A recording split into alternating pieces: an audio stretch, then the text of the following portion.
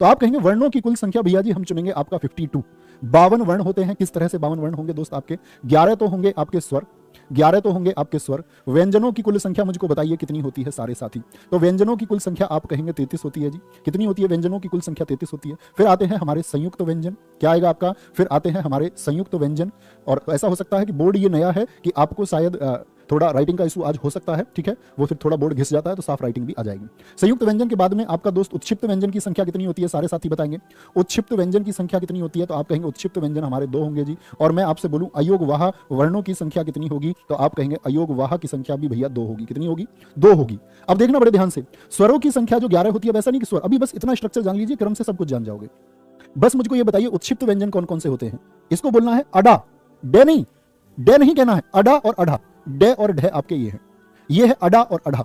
बस अयोगवाह बताइए कौन कौन से हैं? तो अयोगवाह आप कहेंगे अनुस्वार और विसर्ग, इनके नाम जान लीजिए, अनुस्वार और विसर्ग, सिर्फ इतना भर जानना है। 52 लिखेंगे। लेकिन दोस्त यदि प्रश्न आ जाए, आपसे क्वेश्चन पूछ ले कामता प्रसाद के अनुसार, कामता प्रसाद के अनुसार वर्णों की संख्या कितनी है, तो क्या कहेंगे? तब हमारा उत्तर 52 नहीं होगा, तब आपको उत्तर लिख के आना है कामता प्रसाद के अनुसार वर्णों की संख्या भैया जी हम परीक्षा में यदि पूछेगा तो 43 कहेंगे। कितना? 43 जब हमारा आंसर होगा 43, 45 भी नहीं 43। आगे आएंगे, अगले प्रश्न पर आएंगे। भाषा की सबसे छोटी इकाई को क्या कहा जाता है? भाई मैं बोल रहा हूं तो ये क्या है? भाषा है। आप अंग्रेजी बोलेंगे तो वो एक भाषा होगी। ऐसी हिंदी में हम जो बोल रहे हैं, तो मैंने बोला बोल, तो बोल, बोल क्या है? ये हिंदी का एक शब्द हो गया, तो ये मैंने इसको लिख दिया। अब लिख दिया तो इसी को बोल रहा भाषा की सबसे छोटी इकाई वर्ण। भाई जो हम बोलते हैं वो क्या होती है? वो ध्वनि होती है, वो ध्वनि होती है। तो वर्ण होती है सबसे छोटी लिखित इकाई, सबसे छोटी, पूरी परिभाषा समझे, सबसे छोटी लिखित इकाई। अभी तक मैं बोल रहा था, अब मैंने इसको लिख दिया, तो सबसे छोटी लिखित इकाई कौन सी होगी आपका? वो होगी वर्ण। यानी कि मैं जो बोल रहा था, याद रख लेना, ध्वनि को लिखित रूप देना क्या कहलाता है? ऐसे प्रश्न पूछा गया है। ध्वनि को लिखित रूप देना, ध्वनि को लिखित रूप देना ही क्या कहलाता है? वर्ण कहलाता है, वर्ण।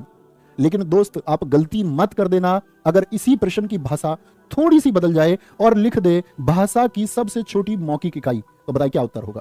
भाषा की सबसे छोटी मौखिक इकाई, मौखिक मतलब मुख से, ओरली, मौखिक इकाई। तो मौखिक इकाई को हम क्या कहते हैं? तब हम उसको कहेंगे ध्वनि, साउंड, ठीक है। वो क्या है? वो लेटर है, ये साउंड है, ठीक है।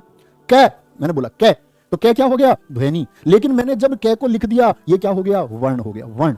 लिखते ही वर्ण और बोलते ही ध्वनि। कोई दिक्कत, कोई परेशानी? इतनी सी छोटी सी बात में अगले प्रश्न पर आओ। जिस स्वर के उच्चारण में 2 मात्राएं लगती हैं उसको क्या कहते हैं? जिस स्वर के उच्चारण का मतलब क्या हुआ कि हम उसको ध्वनि का रूप दे रहे हैं, उसमें 2 मात्राएं यदि लगे तो भैया उसको क्या कहेंगे? क्या कहेंगे? क्या उसको संयुक्त स्वर कह देंगे? नहीं जी, संयुक्त स्वर तो तब होगा जब 2 स्वरों का मेल होगा। मूल स्वर कह दें क्या उसको? नहीं जी, मूल स्वर और लघु स्वर तो एक ही बात होती है, याद रख लेना, मूल स्वर को ही हम लघु स्वर कहते हैं। अब अगली बात आती है, तो बचा क्या? फिर बचा क्या? फिर बचा गुरु स्वर। गुरु स्वर को ही दोस्त हम दीर्घ स्वर, और दूसरा इसी का नाम है द्विमात्रिक स्वर। यानी कितनी मात्रा होंगी? द्विमात्रिक स्वर। कितनी मात्राएं होती हैं इसमें? 2 मात्राएं होती हैं। भैया जी किस तरह से 2 मात्राएं होती है? मैं समझा नहीं। 2 मात्राएं होंगी तो किस तरह से होंगी? तो मित्र जरा देखना, देखो स्वरों की कुल संख्या मैं आपसे पूछूं जरा कितने होते हैं, बताएंगे? स्वर कितने होते हैं भाई साहब? आप कहेंगे भैया जी स्वर होते हैं हमारे कुल 11 स्वर होते हैं हमारे 11। कौन कौन से स्वर होते हैं? पहले मैं लघु स्वरों को लिख देता हूं, आ, छोटी ई, छोटा उ, री। री बोलोगे हमेशा, क्या बोलेंगे? री। अब मैं आपसे बोलूं, अब मैं दीर्घ स्वरों को लिख देता हूं, दीर्घ आ, दीर्घ ई, दीर्घ उ, और आपका ए, दीर्घ ए, ओ, और साथ में आपका दीर्घ ओ। ये क्या है आपके? ये सारे के सारे अगर मैं बात करूं, इनको हम मूल कहेंगे, इनको ही दोस्त हम लघु कहेंगे, इनको ही दोस्त हम एक मात्रिक कहेंगे, क्योंकि इन सब की कितनी मात्रा होती है? छंद जब मैं आपको सिखाऊंगा तब मात्राएं गिननी भी सिखाऊंगा कि कैसे मात्राएं आप गिन सकते हैं आसानी से।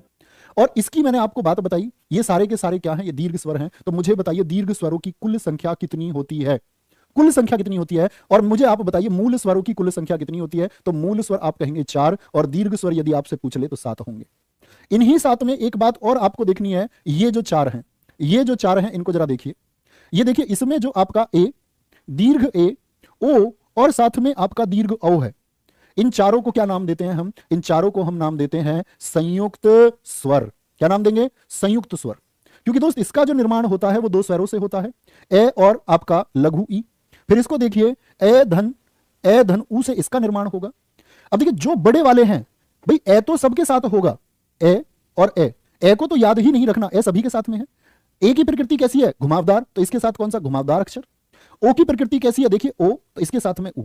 अब जो दीर्घ है उसके साथ सिर्फ लघु वाले को ले लीजिए, यानी कि ए के साथ क्या आएगा? ए। तो मैं आप सबसे पूछना चाहूंगा इस ए के साथ में क्या आएगा? यदि मैं आपसे पूछूं औ का निर्माण या दीर्घ ओ का निर्माण किससे होता है, तो आप कहेंगे भैया लघु वाले से होगा, यानी कि ओ आएगा, ओ आएगा आपका। तो ये क्या एक जाति थी? आप कहेंगे नहीं भैया ये अलग, ये अलग, ये अलग, ये अलग, ये अलग, ये अलग, ये अलग, ये अलग। तो इसका मतलब संयुक्त स्वर को हम क्या कह सकते हैं? विजातीय स्वर भी कह सकते हैं, जो एक जाति के ना हो। वो स्वर पूछा जाता है, वे स्वर जो एक जाति से संबंधित ना हो उनको हम क्या कहेंगे? विजातीय स्वर कह सकते हैं। तो बाकी बचे हुए ये क्या हो गए आपका? देखना, आ कैसे बनेगा? आ बनता है ए धन ए से। दीर्घ ई किससे बनेगी दोस्त? अब आप बताइए, या मैं बोलूं दीर्घ ऊ किससे बनेगा? तो आप कहेंगे ई धन ई से बनेगा, और ऊ बनेगा ऊ धन ऊ से। यानी ये एक जाति है या नहीं है? ये एक जैसे हैं या नहीं है? तो आप कहेंगे भैया इनको हम यदि आपका नाम दे दें सजातीय स्वर तो हम गलती तो नहीं कर रहे? बोलो यस और नो। आप कहेंगे नहीं भैया हम गलती नहीं कर रहे। तो स्वरों का ये छोटा सा वर्गीकरण आपको समझ में आया? कोई दिक्कत, कोई